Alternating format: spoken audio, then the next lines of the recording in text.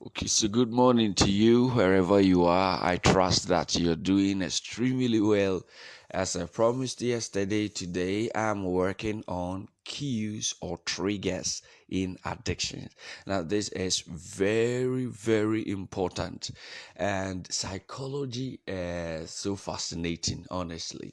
And learning about human behavior and the brain to me is so interesting because the brain is a very, very complex and sophisticated software.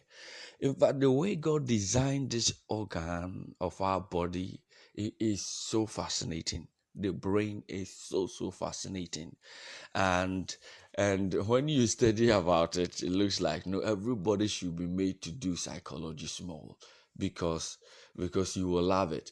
In talking about cues and triggers, let me calm down so we will all understand.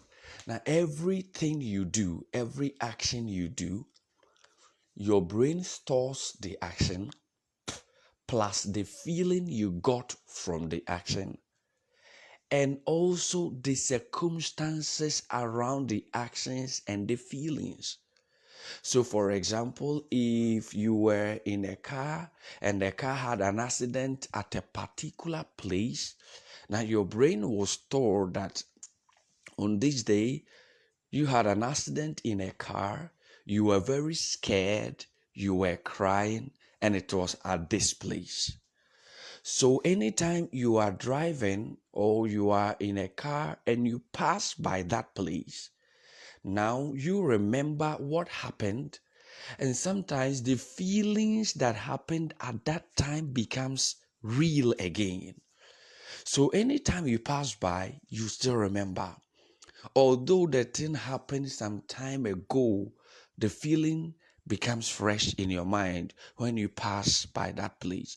So the place has become a cue or a trigger that brings those memories back to you. I have a friend, a very close friend, who died and was buried at in one of the towns close to Anyankwanta. He was very close to me. We lived in the same hostel. Now, every time I travel to Cape Coast and I reach that place, I remember my friend. So the town has acted as a cue. Now, in so many ways, even in school, when we see the cane, feelings of beating comes to our mind. But in abroad or somewhere, when they see a teacher with a cane, it's just a pointing stick. But in Africa here, when you see the cane, it means beating. How? Because we are used to being caned. So anytime we see the cane, we keep quiet. When the teacher is coming and we see the cane, we keep quiet. Why? Because once we see the cane, we remember beating. And if a teacher beat you mercilessly, when you see the teacher, even without the cane, you remember beating. Okay, so your brain stores that information. Now let's bring that to addictions. If you are that type who drinks before eating in the name of appetizer, budidi, and anytime before you eat, you have to take alcohol, then and your brain begins to establish that connection and association. So anytime you see food, the first thing that comes to your mind is, I have to drink before I eat.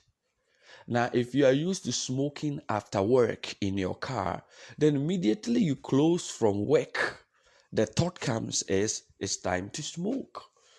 In SHS, we used to have our breakfast at 9. Immediately it's 9, we begin to feel hungry. So the time is a cue that we need to eat. All right.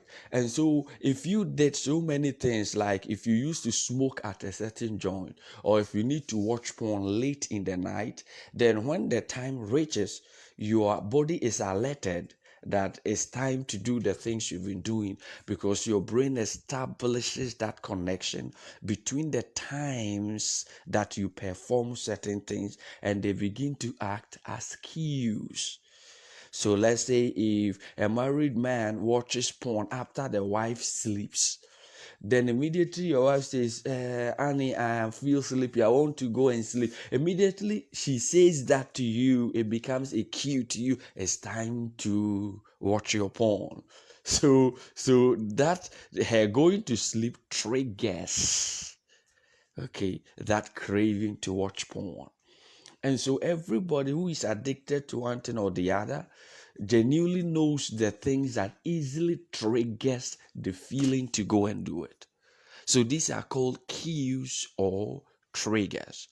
Now, there are people who admire certain features in women, like their back or their breast. And if they see a woman with a huge breast and they like it, it serves as a cue. And they fantasize with that and they go masturbate. So you see that anytime they see a woman with that asset, it's a cue. It generates the craving because that is what has been tied to their behavior. So, understanding this, then we begin to see that cues or triggers are those things. Now, they are not actually the actions themselves, but they are those things that are associated with your addictive behaviors that when you see or think or feel them, triggers or brings memories of those addictive behaviors or habits, and that create the craving for you to go and do them. All right. So if you know passing by that drinking spot, a whole bottle pan, so when you pass by, you feel like drinking, then that place becomes a cue or a trigger. So anytime you are close there, you have an issue. Okay. So it's just like people when they are alone, they feel tempted to do some things. So then being alone is a cue or a trigger. And so if you want to deal with your addictions, then you have to watch out for those specific things that generate the cravings in you. And everybody's own is different. Everybody's own is very different. All right. And so if you watch romantic movies, S-rated movies, and so many thoughts come to mind, and lust begins to control you, then that becomes a cue. All right, so having understood this, then everybody will have to be watchful because this is the greatest step in relapse. That is going back to do the things you promised you won't do again. Because once you remember, the cues come. Okay, let me use another example to end this. Now, let's say that in SHS, there were very bad boys when we were in SHS and bad girls. And they used to have sex in classrooms and in various places they can find.